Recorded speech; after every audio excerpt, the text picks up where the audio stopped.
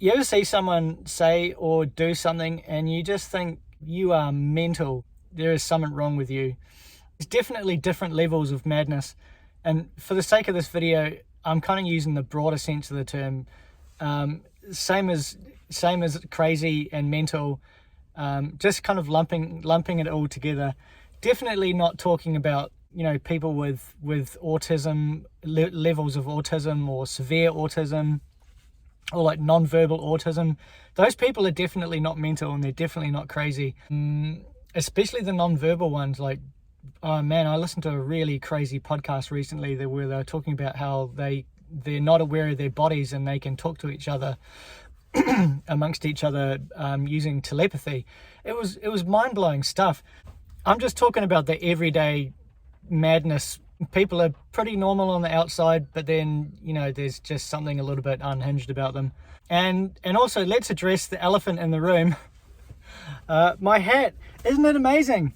It's been in storage for the last 2 years. It was given to me as a gift at a market in Tasmania somewhere. And I don't know, I haven't really had an occasion to wear it. I thought maybe I'd wear it to like music festivals or something, but I'm not 100% keen on the color. I think what I'm going to do is I'm going to dye it some kind of like dark, sort of greeny, blacky green kind of, I don't know, color, and then maybe stick some patches on it. When I go traveling, like I buy patches and I stick them with double-sided Velcro onto the ceiling of my car. And it's kind of like, I don't know, you like, back in the days when you were at school, you used to get people with the side bags, and they'd have scribbles on the side and like patches sewn off. It's kind of the same kind of thing. It's just, I don't know, like little reminders of the places that I've been. So I think I might dye my hat and then stick some patches on it. And the reason I want to talk about crazy people and madness is just because, I don't know, man, like the last couple of years have just, I don't know, like, and I'm sure it's not just me, like I know a few other people that think this as well, but the last couple of years, and I'm not talking about COVID, I'm talking about 2025 so far and 2024, I just feel like I'm going insane. Like the world feels mad, but 2025 and 2024 just feel like reality has changed for me. It is not what it used to be. The world's a very different place, and I'm a very different person to what I was, I don't know, even 2 or 3 years ago. It's so weird. I'm sure everybody's got stories of crazy people in their life that they either have met or hung out with, or maybe you're married to a crazy person, or I don't know, maybe like a member of your family's crazy or something like that. I've definitely got crazy people in my family, but like the 3 people that come to mind who are probably, I'm going to talk about them. The first guy that I can think of, an Australian guy that was a friend of some Aussie flatmates that I had when I was living in London, and this is like 20 years ago, and his name was Andrew. And Andrew, I hope you're still alive, man. And if you watch this, hello, you are number 1 crazy person on my list. Number 3 crazy person on my list. Before I met him, he'd been a speed addict. He'd been a speed junkie. He used to shoot up speed, and it did bad things to his brain. And he was one of those people that you look at and you just like, you are not right. There is something off with you. He was like the loveliest guy ever. He wouldn't hurt a fly ever. He was a chef. He was pretty funny sometimes, but he was also pretty weird sometimes. And his favorite putty trick was to whip out, and this is in a room full of people, was to whip out one of his kitchen knives, like the biggest one that he had in his little bag, and like grab the tip of his tongue and then like run the blade along the tongue as hard as he could. And people would absolutely freak out, but what he was doing is he had flipped the knife around, so he was running the blunt back edge of the knife across his tongue. And I was just like, and it freaked people out. It freaked me out the first time I saw him do it. The second time, not so much, because I knew what was going on. But like, if he ever got that wrong, he would clean slice his tongue in half. Number 2 crazy on my list is just someone that popped into my head recently. This was when I was living in my last house. I was out the front of the house and I had Harvey with me. This is a long time before he had passed away, and he had had knee surgery, so he was out having a very short walk to have a wee and a sniff, and I'd let him off the lead just so that he could hobble around, because he had a big bandage on his knee. He couldn't run away or anything like that. And he was on the grass verge sniffing a tree, and this girl had just walked past. And I seen her when she walked past before she even opened her mouth. And I was just like, she looks like one of those Northside, like, lefty crazies. And she walked past Harvey a little bit, kept going, and then she just stopped with her back to us. She's going to turn around and say something. And she turned around, she had the big thick glasses on, and like she had a big bag of vegetables and like a long perm.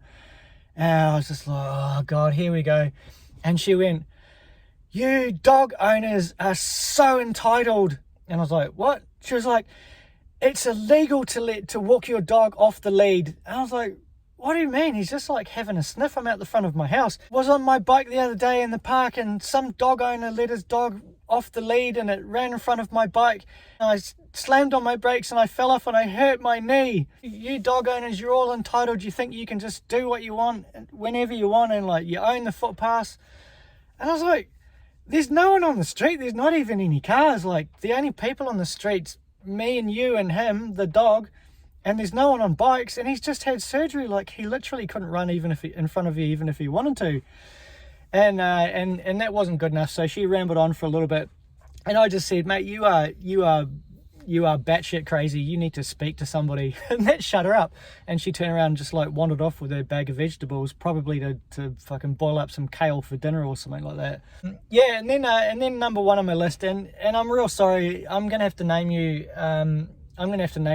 And if you watch this, Kyle, I'm really sorry, but you are probably the second most mental person I know, second only to my cousin, who is like elite level mental. Kyle's my mate. I've known him since we were teenagers, and he's a big fella. He probably weighs about 140 kilos. He's been a powerlifter and a bodybuilder most of his life, and very intelligent, super intelligent, super articulate. But just has a few things going on upstairs, and I've mentioned it to him before, and he's just like, "Oh no, I can't see it." The one thing that sticks out the most was one night when I was over at his place before he'd moved overseas, and it was just me and his girlfriend at the time, and we'd had a few drinks and stuff like that, and I can't remember what he was talking about, but he ended up taking all of his clothes off and lying on the floor, curled up in a little ball, crying like a little baby. I can't remember if he was sucking his thumb or not, but fucking hell, just whimpering about how he's not good enough and how nobody likes him and stuff. And it was super weird because I watched the regression of a grown man back down into a little baby. And he's got some serious things going on with his family and problems with an abusive alcoholic father and all that sort of stuff. So there's reasons there why he is the way that he is, but yeah, man, I've never really seen anything like it before. What was the point of this video? There is a point of this video. Something somebody said to me quite a few years ago, and it's kind of stuck with me, and it was a girl I'd been on maybe 2 or 3 dates with, and this is going back about 6 or 7 years. I'd had 2 or 3 dates with her. I knew straight away that I didn't really like her, but we kind of hung out anyway because, I don't know, she was kind of, I don't know, had a reasonably fun personality, and I was just kind of like bored and on my own a bit at the time. And I remember one time, I can't remember what we were talking about, but she looked at me and said, "Have you done lots of drugs in your life?" And I was like, "Oh yeah, I've done heaps of drugs. Oh, when I was in London, like for like 3 years, I was going to nightclubs and taking heaps of MDMA and like coke and stuff, and heaps of acid, love acid, and all that sort of stuff." And normally when I have these conversations about drugs with people, I tell them all the drugs that I've done in my drug stories, and they tell me their drug stories, and we have a bit of a laugh, share some stories, and it's pretty fun. And like I finished talking and looked at her, and she was like, didn't laugh at all. And I was like, "What? Why?" And she goes, "Oh, you can just tell." And I was like, and that was the end of the conversation, and I kind of sat and didn't really know what to do with that. And like every now and again it pops into my head, and I think about it sometimes, and I wonder, and this is the thing with madness. I don't believe that people who are like a little bit mad, I don't think they know they're mad. And I wonder if I've descended into a life of madness, and just have absolutely no idea, because I think about where I am now and where I've come from and like all the patterns that have repeated over the last 10 or 20 years and stuff like that. And I'm like, maybe I'm batshit crazy now and I have absolutely no idea, but other people can see it, and I'm just missing like the clues. Or like people are just being, you know, like nobody's saying it to my face. So I wonder about stuff like that. Would you rather be normal? That's the question. Would you rather be normal? And like, what is normal? I don't know. Like, there's just so many questions around this. You know, I don't want to be around people that are just like stuck in this real boring life of normality. And someone asked me the other day, what is normal? Like, and I know what my definition of normal is in my head, but I don't really know how to articulate it. And I don't really know how to wrap this video up, but I guess I'm like, if I am mental, if I am a little bit batshit crazy and I just don't know, like, I'm kind of happy with it. Like, I feel quite content, as long as I don't end up in a life of madness like someone who has, for example, dementia.